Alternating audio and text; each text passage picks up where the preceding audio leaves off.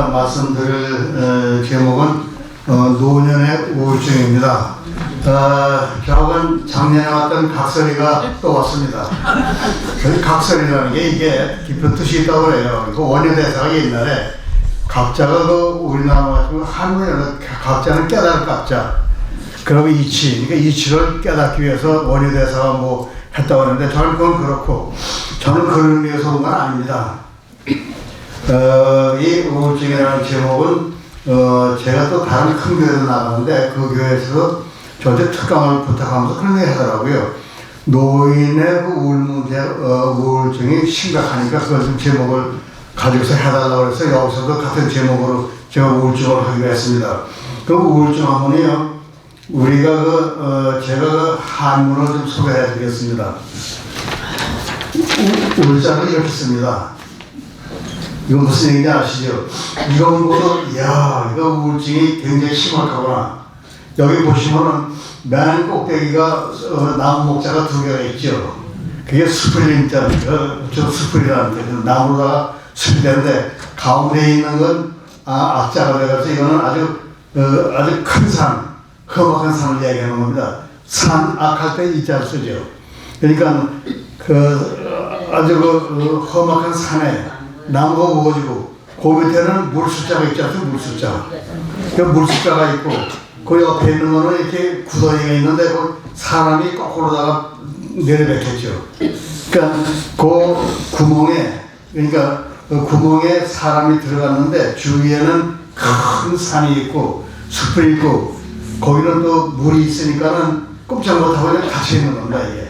그러니까 이 우울자 하나만 봐도 우울증이 그런 거구나 이해가 가겠습니다. 그런 말씀드리고, 그럼 제가 본론으로 들어가겠습니다. 그럼 도대체 우울증 하는데 우울증이 뭐냐? 그런 걸 알고 들어가야 되겠습니다. 우울증하면 우울감하고 우울증은 달라요. 그러니까 여러분들이 잘 아시지만 그 현재명의 그 고향 생각이가 해는 져서 어두운데 외롭게, 그거는 우울증이 아니고 우울감입니다. 그리고 그러면 우울증이 도대체 뭐냐? 그걸 알고서 시작을 해야 될 것 같아요. 우울증에 5개 아주 뚜렷한 점이 있어요. 5개. 멍멍이 첫째는 슬퍼요. 슬픕니다. 그 다음에는 공허로 허탈하고, 완전 허탈하고 허망해요. 허망하다고. 그러니까 완전히 그냥 탕 비었어요. 그 다음에는 실망, 절망, 희망이 없어요. 그 다음에는 전혀 기쁨을 느끼지 못해요. 그럼 마지막에는 행동이나 태도에 변화가 온다고. 당연하지 않습니까? 요 5개 증상이 제일 심한 거고, 요 5개 증상이 그러면 하루만 있다가 그 다음에 없어지면 우울증이 그건 아니에요. 요 5개 증상이 계속 매일같이 보름 동안 계속 될 때 정신과에서 우울증이 나친다는 거예요. 그러니까 그전에는 뭐 왔다 갔다 기분이 좋다 나쁘다는 우울증이라고 하지 않아요. 그러면 그거만 있느냐? 그 부수적인 증상이 굉장히 많아요. 그러니까 우리의 우울증이라는 이게 우울증을 알고서는 지나가야 될 것 같아서 제가 우울증에 대해서 이 5가지 중요 증상 이외에 뭐가 있나고 말씀드렸습니다. 첫째는 식욕이 줄어들어요. 그러니까 우울증 한번 이렇게 생각하면 모든 우리 기능이 떨어집니다. 모든 기능이 떨어져요. 그렇게 생각하는데 식욕이 떨어지는데 어떤 사람은 또 많이 먹을 수도 있어요. 자꾸 먹는다고. 근데 대개는 식욕이 떨어져서 체중이 줄어요. 그 다음에는 정신집중이 안 됩니다. 정신집중 안 되니까는 여러분이 아시고 ADHD라는데 그 정신집중력 결핍증인데 그게 아니고, 우울증은 오면은 정신집중이 안 돼요. 그래서 만약 혹시 여러분이 이거 정신 ADHD라고 정신집중 결핍증인가 우울증인가 이걸 모를 때, 이걸 잘 모를 때는 그렇게 보면 돼요. 우울증으로 오는 정신 결핍증은 갑자기 오고, 그 ADHD는 다릅니다. 그거 말씀드리고, 그 다음에는 힘이 없어요. 힘이 쭉 빠지고, 완전히 힘이 빠지고, 그 다음에는 죄의식이 와요. 이거 내가 뭐 잘못했나? 이거 자꾸 죄의식이 오고, 그 다음에는 아까 말씀드렸지만 잠을 거의 못 자요. 못 자는데 잠을 또 너무 많이 자는 수도 있는데 되게 못 자요. 그 다음에는 아까 이것도 문제가 되는 건데, 이 우울하니까는 우울증 달래기 위해서 담배를 많이 피우고, 담배 피우는 건 좋은데 마약을 해요. 예, 마약을 하면 이게 문제라고 이게 그런 말씀을 드리고 그 다음에는 이제 우울증이 심하면 자기가 무가치한 인간을 생각한다고요. 내가 쓸데없는 인간이다. 나는 이 세상에 존재할 이유가 없다. 자꾸 이게 쉽게 하다 보니까는 거기까지는 좋은데 이게 자살까지 간다고 그게 자살까지 간다. 근데 자살에 대해서 여러분이 조심해야 될 게 증후군이 심하면은 자살을 안 하는 게 아니라 못해요. 왜 못하는지 아세요? 자살하려도 귀찮아서 안 한다고. 귀찮아서. 귀찮고 자살하려면 그래도 뭐 움직여야 되잖아요. 움직일 힘도 없어. 그래서 자살을 안 한다. 언제 자살하느냐? 조금 좋아질 때. 힘이 있고 좋아질 때 그때 자살한다고. 그래서 우울증이 심하고선 좋아졌다고 그때 마무리하면 안 돼요. 그때 조심해야 된다고요.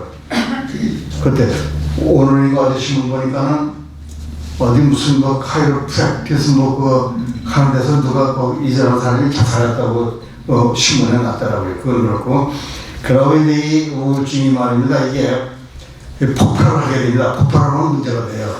항상 폭발하는 같이 밖으로 다 폭발하게 되면은 다른 사람을 해치거나 다른 사람 살인을 해버립니다. 살인을.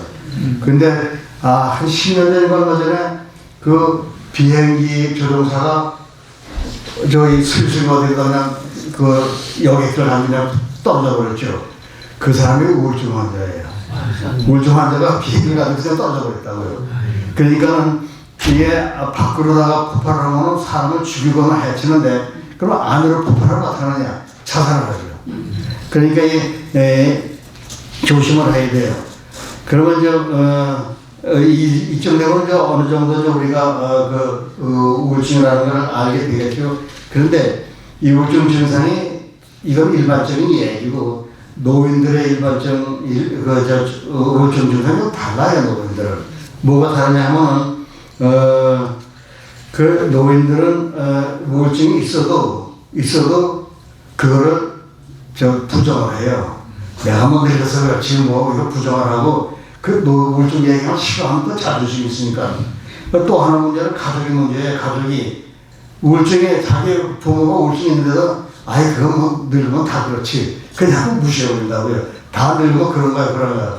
그런데 또 하나 재미난 거는 노인들은 우울증을 내가 슬프다 이렇게 얘기하지 않고 다른 증상으로 나온다고요. 배가 아프다, 골치가 아프다, 자꾸 그런 걸 하기 때문에 이게 문제가 심각한 게 자꾸 그 신체적인 증상을 얘기하기 때문에 그러니까는 이거는 정신증이 아니고 내과 문제다 해가지고서는 패밀리 닥터나 내과 의사한테 가잖아요. 그러면 내과 의사가 볼 때는 글쎄 별로 아는 거 아닌데 전부 검사한다고 내과의사가 다 했는데 정상이야. 그때는 이제 조금 양심 있는 의사라면 이건 정신병원 아니라 정신과에서 얘기 주는데 요때 그 비양심적인 의사는 어떻게 하는지 아세요? 자꾸 쓸데없는 약을 쓰고 자꾸 하고 뭐 이것저것 해가지고서 환자한테 돈을 뜯어먹는다고. 이때 그 의사를 잘 만나야 돼요. 미국 가서도 의사 잘 만나야 돼요. 잘못하면 약간 바가지 쓴다고 그런 얘기를 하고 제가 오늘 말씀드리고 그래서 굉장히 조심을 해야 돼요. 그러니까 비양심적인 그 의사 만나면 이런 말씀 안 했지만 잠깐 몸이 뭐 허약하다 보여가 자꾸 주고 그거 조심하세요. 조심하세요. 그리고 이런 말씀 안 됐지만은 쓸데없는 약을 노년에 잡수지 마세요. 왜냐하면 이런 말도 있다고요. 약을 안 먹는 게 장수의 비결이라고 그런 얘기까지 있어요. 약을 안 먹는 게. 근데 이거는 여러분 믿지 마세요. 이건 제가 그냥 여담을 하는 건데 일본의 어느 의사는 80세가 지나면 약 다 끊으라고 그러더라고. 그 얘기는 끊으면 안 돼. 끊으면 안 되는데 그런 얘기 있다. 이런 얘기만 말씀하시는 겁니다. 그러니까 제가 얘기하는 거는 쓸데없는 얘기는 약을 좀 끊는 게 좋다고. 왜냐하면 노년이 되면 이 장기가 어떤 외부에서 들어온 화학 물질을 제대로 처리 못해요. 그러니까 필요 없는 그 화학 물질은 안 먹는 게 좋습니다. 그런 말씀 드리는 거고. 그럼 도대체 우울증이 왜 오느냐? 그럼 우리가 알니까 합니다. 근데 뭐 유전이로 오는 거예요. 유전이로 오는 거는 얼마 안 돼요. 근데 이게 예를 들어서 부모가 우울증이 오면 자식이 우울증이 오는 것도 있고 쌍둥이를 해보면 또 쌍둥이가 같이 오더라고요. 그러니까 그건 흔하지는 않아요. 이제 그런 얘기고. 그 다음에 뇌 구조에 이상이 있을 때, 그때 오는데 그것도 뭐 우리가 거기까지 생각할 건 없고, 대개의 우울증은 성격에 이상 있는 사람이 많이 와요. 남한테 의존하는 사람, 평소에 성격이 정상이 아닌 사람한테 우울증이 와요. 이제 그런 것도 하나는, 그리고 자기를 낮춰서 생각하는 사람, 나는 쓸데없는 거니다, 자신감이 없는 사람, 그 자기를 비관적으로 보는 사람, 그런 사람들은 우울증이 와요. 그러니까 자신감 있게 살아가는 사람은 괜찮은데, 자신감이 없고 자기를 낮추는 사람, 그거 안 되고, 그럼 사회적인 요인, 또 환경이 되니까 직장에 스트레스 많잖아요. 대개 어떤 사람 그런다고, 내가 참 이런 거 지긋지긋한데 내 가족 때문에 한다, 뭐 그런 스트레스 많잖아요. 그런 거.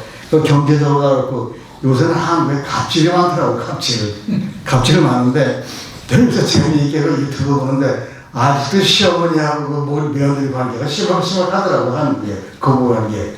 근데 제가 보기에는 미국에서는 시어머니가 며느리 이렇게 실사를 시킨다는 얘기 못 들어봤어요. 근데 한국에는 아직도 심한 거예요, 그게. 그리고 한국에 또 하는 문제가 정치적인 문제. 한국에 요새 이런 말씀 드렸더니 대판이더라도 한국 정치하는 거 보니까는 거기서 또 스트레스 오잖아요. 거기 오는 거고. 그리고 은퇴한 사람들, 실제 가사들, 은퇴 후에도 많이 와요. 왜냐면 은퇴 후에 그 직업이 없으니까는 수입이 확 줄잖아요. 중국까지 좋은데, 이게 재미가 있는지 재미가 없는지 모르지만은, 남자들이 그래도 그런 사람은 직장을 하고 있을 때는 부인들한테 대접을 받았는데, 이게 직업이 떨어지고 은퇴하니까 시간이 없으니까, 남자들은 되게 빌빌거리고, 되게 남자들이 여자분보다 대상 많다고. 그러니까 이게 시주라고 빌빌거리게 돈도 못 벌어오지. 그러니까 이게 집에서 구하더라고요. 그러니까 또 삼식이라고 또 새끼 먹으라고 그러지. 그러니까 이게 남자들이 죽을 지경이라고 그러니까 그러니까 우울증이 올 수가 있죠. 근데 노년이 되면 4대 고통이 오면 4대 고통. 첫째는 질병, 없는 질병이 다 잡죠. 저도요 이것저것 해가지고서 의사는 100가지 걸리더라고. 허리 아프고 뭐 걸려가지고 약을 저도 빼만 먹어요. 질병고, 그 다음에는 빈곤, 저 경제적으로다가 많이. 근데 얘기 들어보니까는 한국 사람들이 노년 후에 경제적인 문제가 심각하더라고요. 여러분도 이걸 아시게 돼요. 한국 사람들의 가구의 수입이 굉장히 많아요. 일본 사람들보다 오히려 더 많아요. 문제는 뭐가 문제고 하니 부동산, 그러니까 쓸 수 없는 재산이 많고 쓸 수 있는 돈이 없더라고. 그러니까 금융재산이 없어요. 예를 들면 한국의 부동산, 그러니까 내가 쓸 수 없는 재산을 있는데 쓸 수 없는 재산이 63%인가 60%가 넘어요. 근데 내가 쓸 수 있는 금융은 30%밖에 안 된다고. 그러니까는 아무리 집에 몇억만 원, 몇억 원을 해도 내가 현금이 없는데 어떻게 해요. 그러니까 거기 오고. 두 번째가 이제 문제가 되는 거예요. 두 개 문제가. 왜냐면 맨 노년에 우울증 많이 오면 고독. 그 다음에는 무비, 할 일이 없다고. 여기서 또 노년들이 또 우울증이 많이 와요. 그런 얘기를 하는 거고. 그 다음에 또 이제 뭐가 많이 가족 문제, 아까 얘기했죠. 뭐 부부 문제, 가족 문제. 그 사실은요, 우리 인간들이 행복의 가장 큰 조건이 뭔지 아십니까? 그게 인간관계에서 온 거예요. 모든 게, 우울증이고, 제가 보기에는 정신적인 문제는 거의 다 80% 이상은 인간관계에서 온 겁니다. 인간관계. 그거를 제가 얘기한 게 아니고, 하버드에서 거기서 70년간을 쭉 추적을 했어요. 도대체 이 행복이라는 게 이게 인간의 목적인데, 이 행복이 도대체 어디서 오는 거냐? 70년 해봤더니 결국 결론이 간단해. 인간관계라고. 그 다음에는 또 무슨 우울증이 뭐가니 어렸을 때 큰 상처를 입은 사람. 그러니까 학대를 받은 사람, 애정 결핍이라고 그러면 부모한테 또 푸대접을 받은 사람, 부모가 이혼하고 학교에서도 왕따를 당한 사람, 또 그런 거. 하여튼, 성장 과정에서 큰 충격을 받은 사람. 그 다음에 여자분들은, 남자들도 그런 거 있다는 얘기 못 들어봤는데, 여자보다 갱년기가 또 우울증이 온다고, 갱년기. 그러고, 요새 보면은요, 우리 집 동네도 보니 개 끌고 돌아다니는 사람들이 많더라고. 근데 반려도 자기가 기서 개가 또 죽어도 또 우울증이 온대요. 그 웃긴 얘기인데 또 사실은요, 여러분 아시지만 그 히틀러 친구 있죠? 히틀러가 유태인을 600만 원 주겠다고 그러죠? 모르겠어, 난 그렇게 들은 것 같은데. 근데 자기가 기르던 그 새가 죽었다고 3일 동안 슬퍼했대요, 히틀러가. 웃기는 얘기죠, 그게. 그리고, 그 다음에는 또 중요한 게 우리가 그 우울증이 많이 오는 게 자기 친지나 가족이 사망 후에 그때 또 많이 온다고요. 이렇게 통계에 보면 그런 게 있더라고요.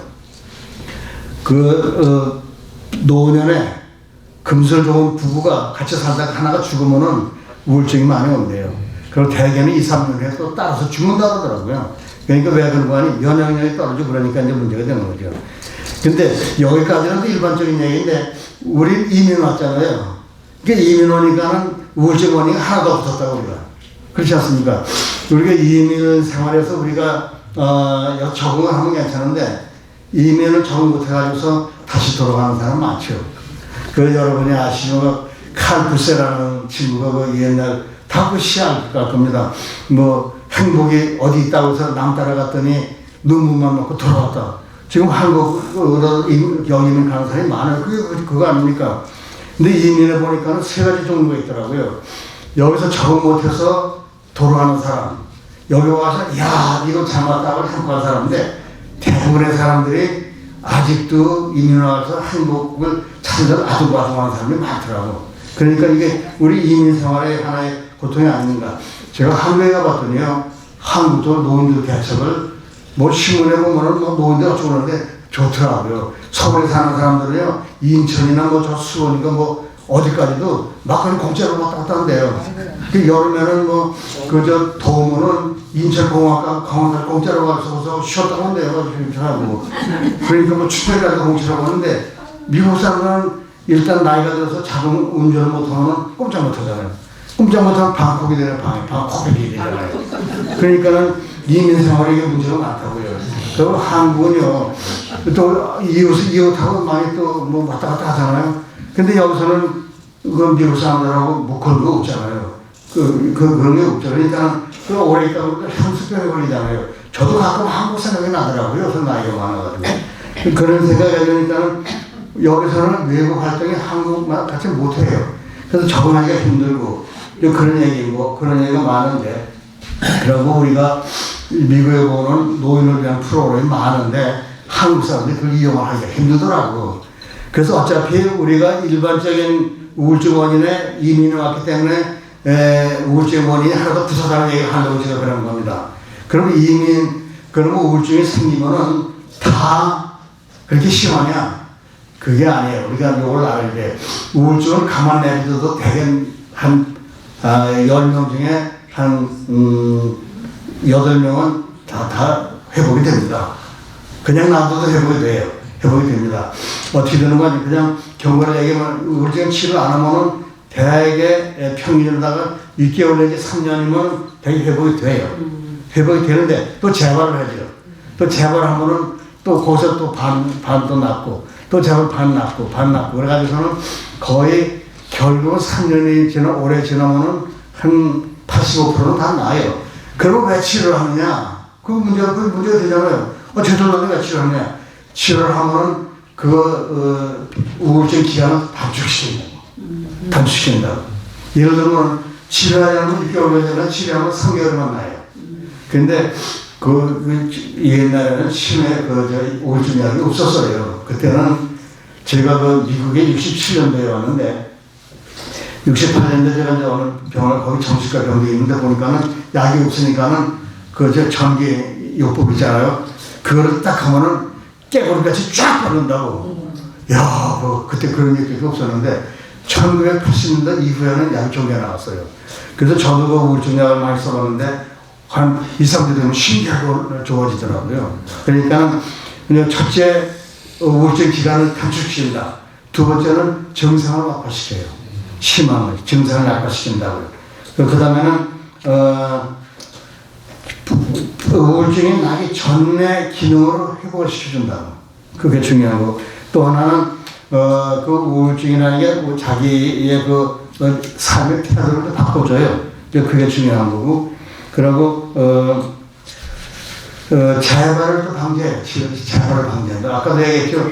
재발이 많이 되는데 치료하면 재발을 방지하지, 증상도 완화시키지, 기간을 줄여주지, 그 우울증이 나기 전에 회복을 시켜주죠. 그리고 아까도 얘기했지만 심하면 자살까지 가잖아요.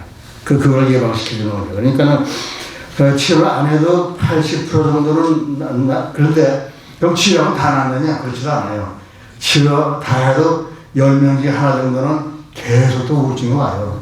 우울증이 옵니다. 그건 할 수 없죠. 근데 우울증이라는 게 너무 그렇게 걸렸다고 또 실망 크게 하지 마세요. 내가 알기는 에브라함 링컨도 그 사람도 아주 미국에서 유명한 아주 그 역사에 빛나는 대통령이지만 그야말로 우울증에 걸려서 나온 사람입니다. 그 사람도.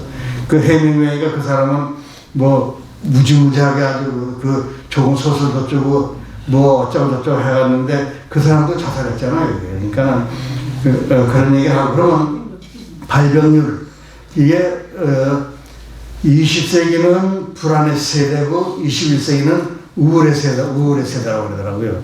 근데 맞는 얘기가 1900년대에는 세계 2차 대전도 있고 2차 전쟁이고 우리 6.25 전쟁도 거쳤잖아요. 그러니까 불안했는데 2000년이 되면서부터는 큰 전쟁은 별로 없었지만 우울증이 확 불어났어요. 그러니까 우울증이 많이 불어났습니다.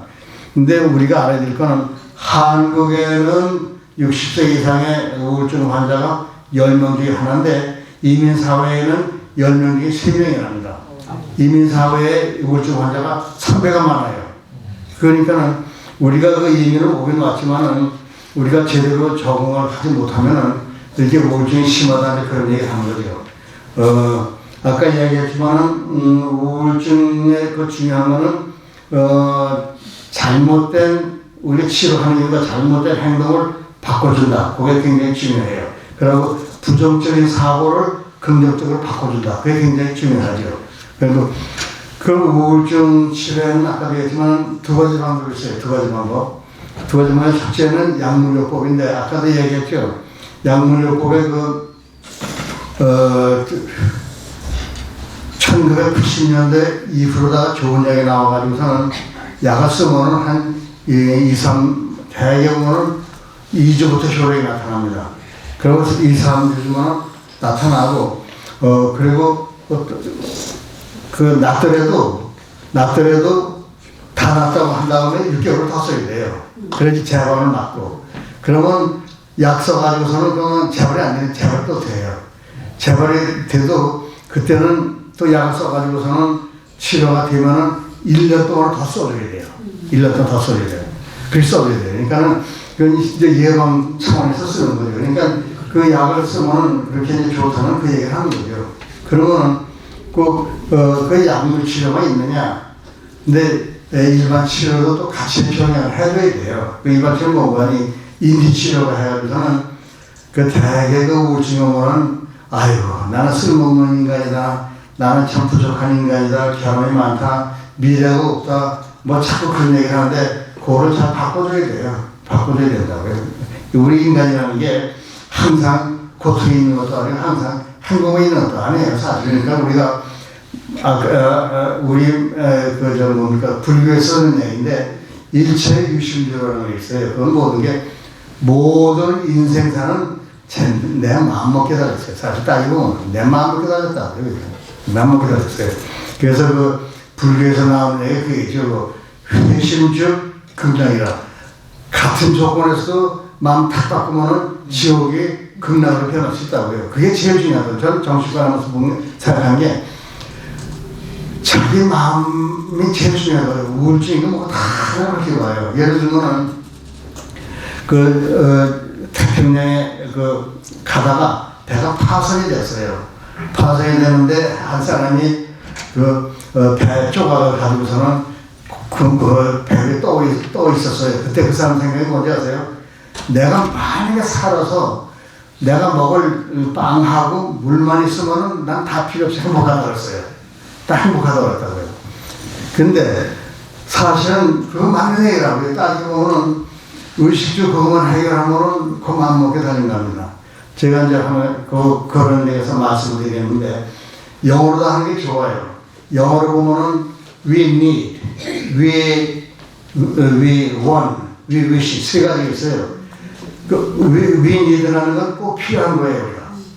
꼭 필요한데, 옛날에는 달라졌어요. 한국에서는 먹는 거, 입는 거, 집만 있으면 됐는데, 요새는 그거보다 더 많이 써야 돼요, 사실은. 그러니까 내가 필요한 것만 있으면은 그다음부터는 마음만 기다렸어요. 그다음부터는. 그럼 그다음에 이 필요한 거, 그 높은 단계가 내가 다 필요한 게 있지만 그래도 내가 갖고 싶은 게 있다. 그게가 이제 다음 단계예요. 그러면 내가 다 있는데, 미국에서는 차가 있어야 되죠.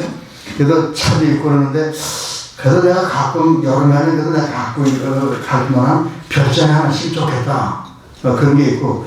그렇지만 내가 또 다른 게 있는데, 뭐 특별하게 뭐 하다못해 주위에 뭐를 갖고 싶다. 근데 그건 뭐는 그거는 내가 있어도 좋고 없어도 좋은데 그게 있으면 좋죠. 그 다음에 뭐만 허망한 생각이 있어요. 위위시는 내가 이렇게 비행기가 있으면은 한국에 내가 왔다 갔다 뭐 금덩어리가 하나 있으면 어떻게 되니까 이 3단계를 우리가 분명히 해야 돼요. 필요한 거, 내가 원하는 거, 허망한 생각.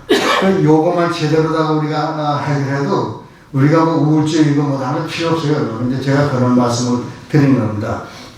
그 다음에 우울증이 아주 심하지 않거나 본인이 치료를 받겠다면 우선 먹고 의사한테 갈 필요도 없어요. 사실 내가 의지만 제대로 있으면 카운슬도 있고 교회 다니는 사람은 글쎄 목사가 있는지 모르지만 한국 교회는 문제가 이겁니다. 제가 한 몇십 년 전에 수원에 있는 큰 캐톨릭 교회에서 상당히 중진 신부님인데 여기 벌티모어 노엘라 칼레지 거기 패스토럴 카운슬링이라는 그런 과목이 있습니다. 그 패스토럴 카운슬링이라는 뭐랄까 신앙상담을 하는데 그걸 배우러 왔어요. 한국에서 그걸 배우러 왔어요. 그러니까 교회에서도 사실은 전도도 좋고 다 좋지만은 교회 어디 통역해보니까 그런 얘기 있더라고요. 여담 얘기겠지만 제일 우울증이 많은 사람이 어디 있는지 아세요? 통계에 나온 거예요. 이건 일반적인 얘기는 아닙니다. 불안하고 우울증이 많은 사람이 교회예요. 교회. 왜 교회에 있느냐? 그 사람들이 교회에 와서 우울증이 생긴 게 아니고 사회에서 우울증이 있는데 내가 가서 도움을 받고 싶은데 정신과 의사한테 가기도 그렇고 그렇다고 주변 카운터고 그래서 가장 내가 생각할 때 내가 도움을 받고 싶은 데가 교회 가면은 도저히 않겠나 해서 교회에 왔는데 교회에 그런 프로그램은 없다고. 그래서 내가 어느 교회에 얘기했어요. 당신들도 부목사들이 많은 거는 그 패스토럴 카운슬링이라고 그런 거 하나 해가지고서는 교회 그런 거 도와주라. 그런데 그런 얘기 듣는 교회가 하나도 없더라고. 하나도 없더라고. 그래서 내가 보니까는 가끔 보면 교회 다니는 사람이 우울증하고 없더라고요. 근데 교회에서 그런 대처가 없어요. 근데 비행기 타고서 저 아프리카 멀리 가가지고서 교인들이나 누가 왔다 갔다 하면서 자기 교회에 있는 우울증 있는 사람들 그거 신경을 안 쓴다는 건 교회에서 잘못했다고 하는데 교회에서 그런 얘기 하지 마세요. 그러면 제가 교회에서 욕을 먹어요. 그러니까 왜 그런 거니? 우선 내 식구부터 저는 성결시대도 없고 땡땡이지만 교회 성경에 되어 있더라고요. 보면은 이 성교도부터 가까운 데부터 해결됐더라고요. 어느 내가 좋아하는 목사를 성경을 어떻게 시작했냐? 성경은 나무부터 시작한 나무죠. 나 시작하고 그 다음에 이후 이렇게 순서대로 나가야 된다고요. 그게. 거기서 나오면 사마리아하고 땅끝까지 나오는데 한국 교회는 어떻게 되는 게 자기 교회나 옆에 하고 비행기 타고 나가더라고. 난 그걸 잘못했다고 봐요. 여러분 저는 이제 나이가 80중반을 넘어가기 때문에 할 얘기를 해야겠습니다. 그건 그렇고 그 우울증원이 아까도 말씀드렸지만 꼭 정신과 의사 갈 필요 없어요. 그냥 자기 주위에 친한 친구가 있으면은 친한 친구한테도 한번 가서 얘기 한번 풀어줘요. 풀어줍니다. 왜 그런가 여러분한테 제가 질문하겠는데 여러분이 지금까지 사시면서 정말로 마음속 깊이 있는 마음속을 서로 통한 얘기할 만한 친구가 있었습니까? 있죠. 있어요? 그런 사람이 아무까 그러면 됐어요. 그러면 그거 가지고 돼요. 그거만 해도 된다고. 그거만 해도 된다고. 그리고 이 세상 공자가 그런 얘기를 했다고요. 사람들이 밥을 먹지만은 정말 밥의 진리를 알고 먹는 사람이 없다 이거예요. 근데 여러분이 세상을 살죠. 세상을 살지만은 정말 여러분이 인생이 무엇인가 세상의 진리를 알고 사는 사람이 있어요? 얼마나 돼요? 우리가 모두는 피상적으로 한다고요. 인간을 얘도 피상적으로, 사람도 피상적으로, 몸을 피상 그러지 말고 좀 깊이 생각하고 깊은 생각을 하면서 사는 게 삶의 의미가 아닌가 그런 얘기를 하는 겁니다. 그리고 아까 얘기했죠. 이 우울증이 가장 큰 원인 하나가 대인관계라고요. 대인관계 아까 말씀드렸지만은 아까 말씀드렸죠. 하와이에서 70명만 한 사람이 한 게 아니고 한 사람을 하다가서 다른 사람이 이어받고서 했어요. 거기서 결론이 결국 인간의 행복이 뭐냐? 그러니까는 결국 모든 행복이라는 건 따지고 보면 대인관계에서 오는 거라고 그렇게 결론을 했다고. 그 얘기는 말이 우울증도 마찬가지예요. 우울증도 대인관계가 정말 우울증이 안 옵니다. 근데 대인관계가 나는 그래서 치료에 무슨 치료는 가족 치료라니까 가족 치료. 그러니까 둘이 그러니까 가족이 다 화목하면은 그런 게 없죠. 그러니까 우리나라 그 한문에 그 이제 가사 가화 만서 가화가 유식하죠. 그런 분이 여기 오실 분이 오셨어요. 가화 만서. 이 단어는 오시지 마세요. 오시지 마세요. 가화만서. 가화가 가정에 하면은요 다 만사가 오케입니다. 거기서 문제가 생기는 거예요. 그러니까 이제 그런 얘기고.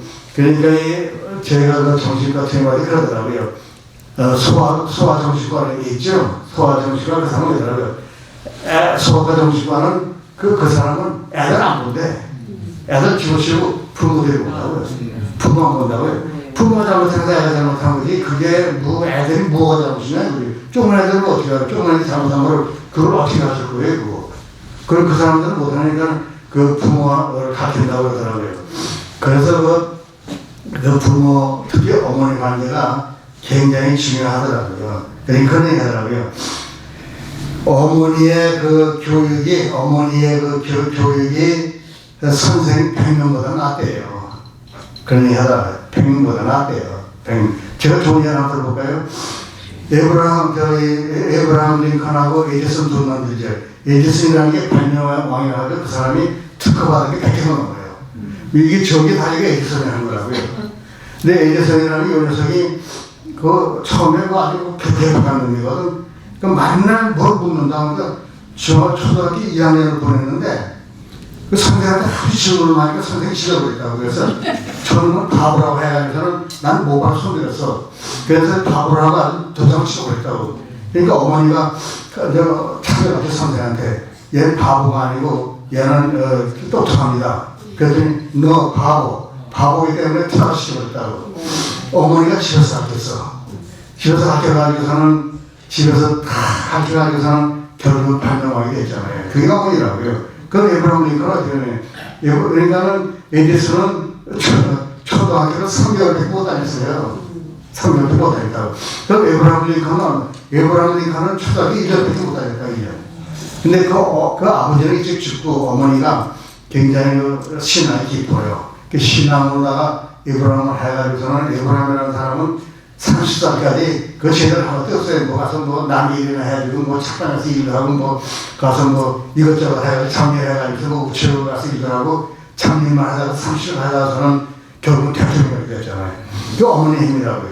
그러니까 제가 얘기하는 건 가족의 힘이 크다고 얘기하는 거죠. 그러면 꼭 그거만 필요한 거 아니냐? 그게 아니죠. 요새는 그룹 테라피라고 해서 그룹 테라피 공간이 한 7, 8명을 놓고서는 쭉 얘기를 하는 거예요. 그래서 자기의 그 고통을 얘기한다고. 그러면은 아이고 나만 그 우울증이고 나만 그 저기 있는데 저 사람도 있네 하니까 동료의식이 생기잖아요. 나만 있는 게 너니까 서로 위로해 주는 거예요. 그러니까 같은 사람들끼리 서로 얘기하니까 서로 뜻이 맞는 거죠. 근데 그런 얘기를 하는 거고. 그리고 이런 관계에 난 옛날에 우리 교회 김상봉 목사가 그래 그 양반은 가끔 좋은 얘기를 많이 해요. 우리가 그 대화를 하고 인간관계를 할 때는 마음 놓고 실수하고 마음 놓는 그런 관계를 해야 된다고 그러더라고요. 그런 관계. 그런 관계가 있으면은 웬만한 정신문제 다 해결돼요. 또 하나는 여러분이 아시지만은 그 성경의 다이얼로그죠. 다이얼로그라는 게 그 영어가 더 나아요. 그거는 다이아라는 건 뚫고 들어간다는 얘기고 로그라는 건 진리라는 얘기라고 하니까 대화를 할 때 깊은 진리를 서로 나눌 수 있는 관계는 정신병이 별로 문제가 안 된다고 얘기를 하고 그 다음에 이제 집단 치료를 했는데 제가 집단 치료를 하면서 말씀드리시면 교회에서 이 구역 예배를 할 때 난 그게 아쉬워요. 구역 예배를 할 때 집단 치료 같은 건 치료가 아니지만은 교인들이 여럿이 모으면 그 좋은 밥 먹고 얘기할 때 지금 인생이 무엇이냐 신앙이 무엇이냐 새롭게 얘기하면 되는데 그걸 안 하더라고. 그래서 교회 구역장이라는 사람이 와서는 뭐 하나 가져서는 이게 뭐냐 이겁니다.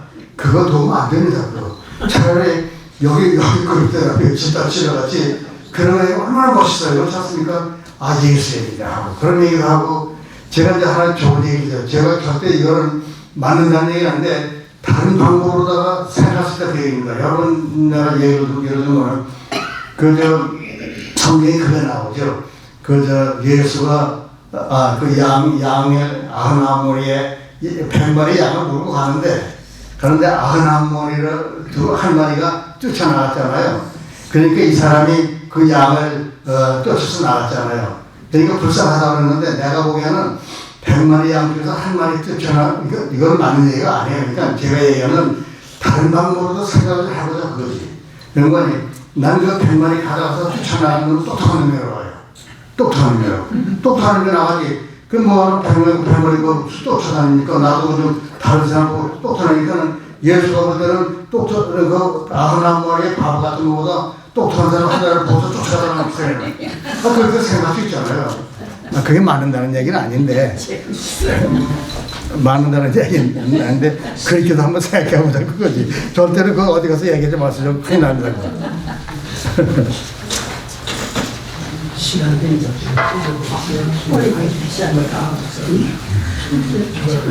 그냥 하죠.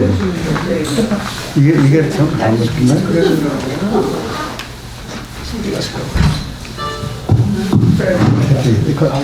이 감사를 그 다음에는 이제 아까 얘기했죠. 전기권 빼고 광선역부가 참 중요합니다. 광선역부는데 우울증 환자한테 이게 어두우면 안 돼요. 그러니까 환하게 해주면 좋아요. 환하게 하는 건 겨울에 윈터블루에 겨울에 우울증이 많이 와요. 그런 건 겨울에 햇빛이 별로 없잖아요. 해가 짧고 나가지 못하니까 우울증이 많이. 그래서 갖다 영어로다 윈터블루. 그러니까 겨울에 우울이라고 할까? 그래. 그러니까 봄이 되면은 이제 따뜻하고 햇빛이 나오니까는 기분 좋잖아요. 그러니까 시골 여자들이 바람이 나가서 서로 올라가잖아요. 그게 바로 앵도나무 천나라 앵도나무 천.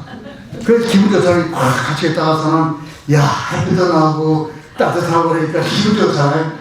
그래서 여자는 희추, 남자는 비추라. 그러니까 그런 게 있는 거죠. 근데 광선이 굉장히 주변이니까 조금 우울감때는 환하게 켜놓으세요. 환하게 켜놓으면 아주 기분이 좋습니다. 그러니까 건강하게 하지 마시고. 그리고 주위에 있는 사람들도 가족이나 누구도 좀 우울하면 환하게 켜주세요. 기분이 좋습니다. 그런 얘기하고. 그 다음에는 꼭 중요한 건 아니지만 여러 가지 방법이 있어요. 그러니까 우리가 하려고 하면 우울증 치료에 첫째는 그림 그리기.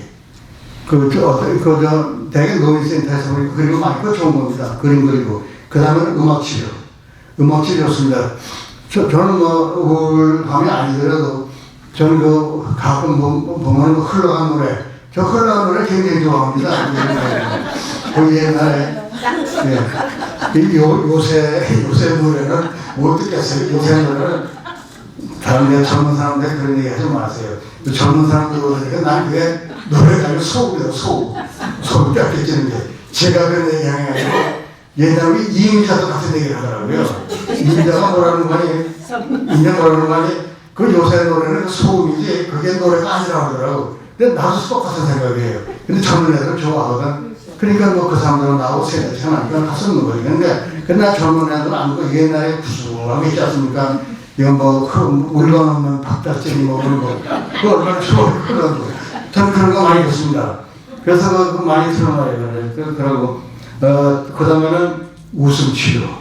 웃음치료를, 저 비디법에 가서 웃음치료를 하더라고요. 웃는 거 좋습니다. 웃는 거. 이게 왜 웃음하고 유머가 중요한 거 아니에요? 이모다니가 그런 얘기를 하더라고요. 이 세상의 정치 지도자들이 유머가 있고 웃음이 있다면 전쟁을 하면 안 한다는 거지. 안 하니까. 여러분도 독재자 치고서 웃는 거 봤어요? 없습니다. 맞지요? 독재 치고서 웃는 사람 있더라고. 엄하게 보여야 돼. 네, 그 엄하게 보여도 그 엄하게 보여야죠. 근데 리간 대통령은 총에 맞고서도 유머 썼잖아요. 그러니까 유명한 사람이 그러니까 유머가 아니에요. 그러니까 소리랑 무너뜨리지 않았습니까? 그러니까 그 유머의 힘이 굉장히 그러니까 유머 감각이 있어야 돼요. 그러니까 옛날에는 그렇게 아닌데 요새 그 세대는 그 행복의 비결 그의 비결 하나가 유머를 가지라고 그러더라고요. 유머를 가지라고. 그 다음에는 우선 치료. 그러니까 등산 좋습니다. 등산 좋아요. 등산으로다 치료하고 제가 오늘 신문에 봤는데 그러니까 누가 아들이 굉장히 우울증이 있는데 그 아버지가 자기 친구한테 물어서 우리 아들이 좀 굉장히 좀 우울한데 좀 치료가 없으면 그럼 좋다고 아들한테 그래서 이렇게 등산을 삼아서 네가 본으로 쳐보라고. 근데 우울증이 오면은 세상에 아무것도 안 보여요. 그러니까 계속 하다 보니까는 거기 풀도 보이고 또 보이고 그 다음에는 개미새끼도 보이고 취미 되니까 등산 같은 게 좋습니다. 그 다음에는 등산도 운동도 좋아요. 운동. 사실 운동이라는 게 이게 굉장히 좋은 겁니다. 이거는 이 우울증만 아니라 치매에도 좋고 장수에도 좋고 행복에도 운동은 다 좋은 거예요. 왜? 우리가 동물이에요. 동물이라는 거를 지금 우리가 듣기는 쉽지만 움직이는 물건입니다. 우리가. 움직이는 물건 아니 동물. 그 동물 우리가 움직여야 돼요. 심지어는 누워서 환자가 일어나지 못하고 누워서라도 움직이라고 그러더라고요. 그러면 좋대요. 그러면 여기 이제 쭉 내가 얘기 들었는데 꼭 운동이 아니더라도 그 취미가 많잖아요. 자기가 아무 취미를 하나 가지라고요. 꼬리. 아무 취미를 하나 가지면 도움이 돼요. 그게. 그러면 그 다음에는 우울증하고 일반 의사하고 문제가 되는 게 일반 의사는 그냥 그때 맥주 먹은 거 아니에요. 내가 그래서 배가 아프다. 그러면 의사가 다 해줘요. 다 해준다고. 이건 매대식도 하고 다 해주는데 이 우울증 정신과는 환자하고 치료하는 사람하고 같이 협조를 해줘야 돼. 협조해줘야 돼. 그렇잖아요. 둘이 협조를 해야 됩니다. 그래서 우울증은 그냥 이거로 가고 제가 그 마지막으로 말씀드리는 거는 전에도 제가 했는지 모르지만 마지막으로 시간이 거의 끝나기 전에 말씀드리는데 여러분들 다 논의시죠. 논의되면 우리가 일기입니다. 일기인데 우리는 일기는 끝나고 지금 제2기로 들어갔죠. 이건 일기 인생을 사는데 여러분들이 일기 인생을 제대로 살고 있다고 보십니까? 그런데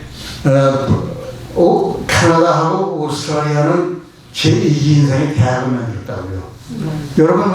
여러분들이 대학 가는 것은 그거는 직장 그거 30년 이상 20년 한 공부해가지고서는 30년 직장했죠. 그러면 은퇴한 다음에 30년 사는데 그럼 그거에 대한 학교도 있어야 될 거 아닙니까? 그렇잖아요. 오히려 마지막 2기가 더 중요하다고요. 마라톤도 보면은 처음에 1등 뜬 사람, 처음에 잡힌 사람이 1등 아니라 마지막에 1등 하는 사람이 1등 하는 거라고요. 그러니까 인생도 마찬가지예요. 2기는 엉망이지만 이 길을 잘 살면 그게 잘 사는 거고. 그렇지 않습니까? 이런 얘기 안 했지만은 우리 주위에 보면요.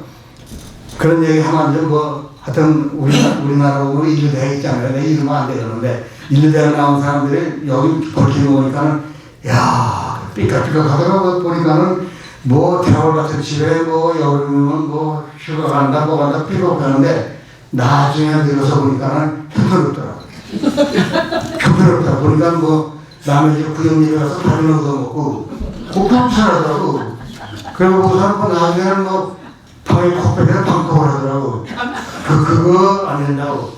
그래서 제가 제2의 인생의 대학원을 내가 소개해 드리겠습니다. 무슨 대학원이냐? 하버드 대학원. 하버드 대학은 뭐 하냐? 하루 종일 바쁘게 드나드는 게 하버드 대학원. 하버드 대학원. 그것도 대학원이라고. 그 다음에 하버드 대학원은 예일 대학교 있어요. 예일 대학원이 예를 그대로 하더라고. 예를 그대로 하는 거. 그러니까 거기까지는 좋은데, 그러면 하와이 있으면 하와이에서 그런 거 너무 많으냐 우리 선배하자 그러니까 하와이 뭐냐 하루 종일 와이프하고 이마를 맞대고 있는 사람들이에요. 그러면 예. 그러니까 그놈의 서양국 동양은 뭐냐 동경제국대 있잖아요. 그 유명하잖아요. 동경이 뭐냐 동네 경로당을 만들어가면서는 그게 대학원을 만든다고. 동네 경로당. 그러면 이번에 우리나라 가만히 있을 수 없잖아요. 그러니까 서울대학은 서울하고 우쩍하게 지나더라고. 그게 서울대학이라고. 그러면 서울대학에는 왜 국립대학만 있고 왜 그러면 저 국립대학만 있고 왜 살대하는 연세대학이잖아요. 연세대학이 연극으로 세상을 살아가더라고. 연극으로 살아. 그러면 연세대학이 고려대학에 가만히 있었잖아요. 그러니까 고고하게 여행만 다니고 다니더라고, 이 친구들도. 그럼 좋은데, 거기에 저쪽 그 중국이 큰 나라 아니에요? 그럼 누가 있느냐? 북경대학 있잖아, 북경대학은 거기 시진핑인가 그 친구가 엉망이라고 그러니까, 북망산이 뭔지 아시죠? 북망산. 저 죽은 사람한테. 북망산 경치를 쳐다봐서 죽을 때로 기다리더라고, 북경대학. 그러면 그 다음에는 태국의 방콕대학이에요. 방콕대학 콕 뺏겨서 안 나오더라고요. 그러면은 제일 그러면 좋은 대학은 어디냐? 대학만 대학. 대단히 만족하게 사는 사람이에요. 대단히 만족하게 사는 사람이에요. 그럼 그 사람들은 왜 대단히 만족하게 사느냐? 가만히 보니까 이 사람들이 뭔가에 쌍기업, 인간만 끈이 우리 인간은 전부 보이지 않는 끈으로 연결됐다고요. 끈이 대인관계도 없더라고. 그 다음에는 자기가 아까 얘기한 거지 껄껄 웃으면서 유머 감각이 있고, 그러고 또 꼴값을 하는데 꼴값을 하고 그게 있고, 또 끼가 있어가지고 또 지혜가 있고, 그 다음에 다들 그런 뭐 여러 가지 다 집어치우고 보니까는 꾸러미. 또 꾸러미가 거기 돈이 많더라고. 여기가 꾸러미가 있고, 그 다음에 건강하게 살더라고. 그러니까 결국 따지고 보니까는 대만 사람들이 대만 대학원이 제일 좋더라고요. 그래서 여러분들은 대만 대학원에 가셔서 여생을 잘 지내시기 바라면서 마치겠습니다.